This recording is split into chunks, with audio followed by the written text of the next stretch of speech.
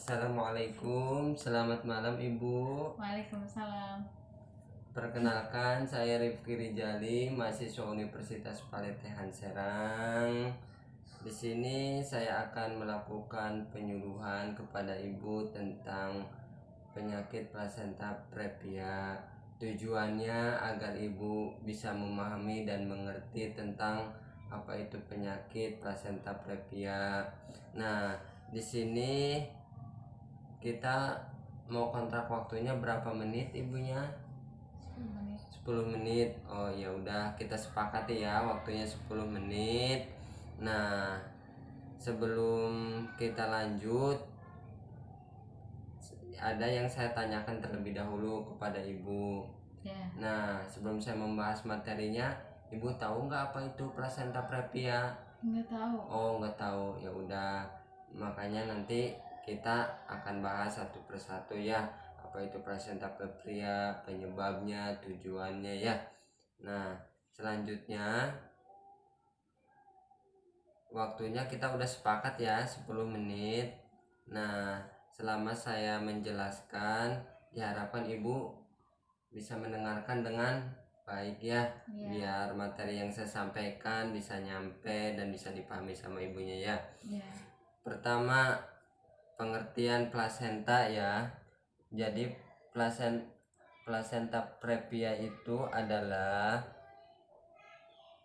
suatu kelainan atau proses plasenta yang berada di segmen bawah uterus, baik posterior maupun anterior, sehingga perkembangan plasenta yang sempurna menutupi serviks ya. Jadi intinya terjadi gangguan di jalan lahir, jadi plasentanya menutupi jalan lahir.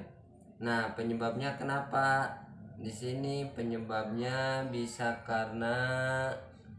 penyebabnya itu pertama bisa karena melebarnya pertumbuhan plasenta, dimana biasanya itu terjadi pada yang kehamilan kembar ya, atau kehamilan gameli, terus tumbuh kembang plasenta yang tipis ya, itu penyebabnya.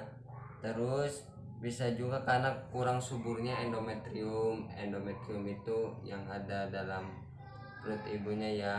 Terus bisa juga malnutrisi ibu hamil. Nah, jadi jangan sampai ibu hamil kekurangan nutrisinya, harus dijaga dengan baik gizi seimbangnya untuk ibu hamil ya. Selanjutnya bisa karena melebarnya plasenta karena gameli yang tadi ya, berarti yang hamil kembar. Terus bisa juga karena bekas operasi sesar sebelumnya. Nah, apakah ibu pernah operasi sesar? Iya. Oh, pantas sebelumnya pernah operasi sesar ya, yang anak pertama ya? Iya. Oh iya. Nah, selanjutnya terlambat implantasi, di mana endometrium pundus kurang subur. Terus terlambatnya tumbuh kembang hasil konsepsi dalam bentuk plasenta yang siap untuk nidasi ya. Nah, selanjutnya di sini kita akan membahas tentang tanda dan gejala. Nah, biasanya kalau tanda dan gejala plasenta previa itu perdarahan tanpa sebab, tanpa rasa nyeri, dan biasanya berulang.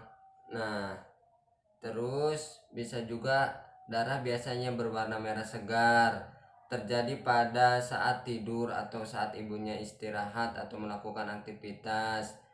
Bagian terdepan janin tinggi, sering dijumpai kelainan letak janin. Jadi di letak janinnya ada kelainan ya. Selain itu ada komplikasi, dimana komplikasinya tersebut yaitu yang tadi akibat perdarahan bisa shock ya. Terus bisa juga anemia, bisa juga endometritis pasca persalinan. Nah, yang dikhawatirkan itu komplikasi yaitu pada janin. Pada janin bisa asfiksia berat, bisa juga persalinan yang prematur ya. Nah, gimana caranya? Di sini ada penata laksanaannya ya. Penata laksanaannya yaitu adalah istirahat total. Jadi ibunya ketika terjadi plasenta previa, ibunya banyak keluar darah, ibunya harus istirahat total ya. Jangan jalan-jalan, jangan liburan. Yang penting ibunya selama hamil itu menjaga waktu istirahat, asupan nutrisi yang bagus ya.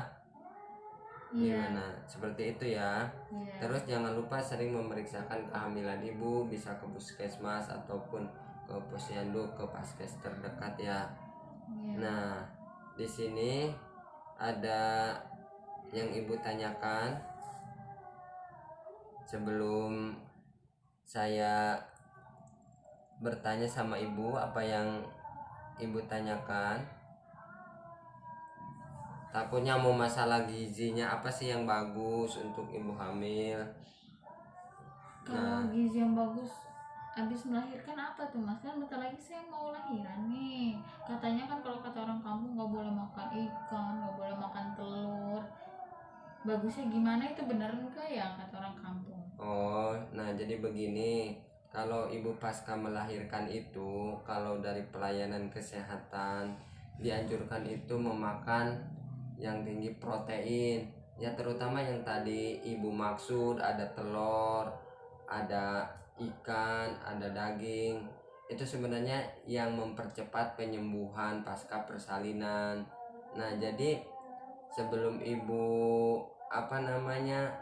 menerima informasi dari luar, ibu juga harus mencari tahu juga tentang masalah protein yang bagus.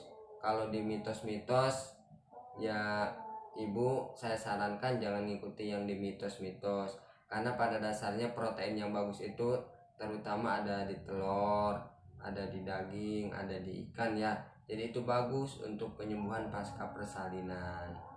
Nah, ada lagi yang ditanyakan? Sudah ya.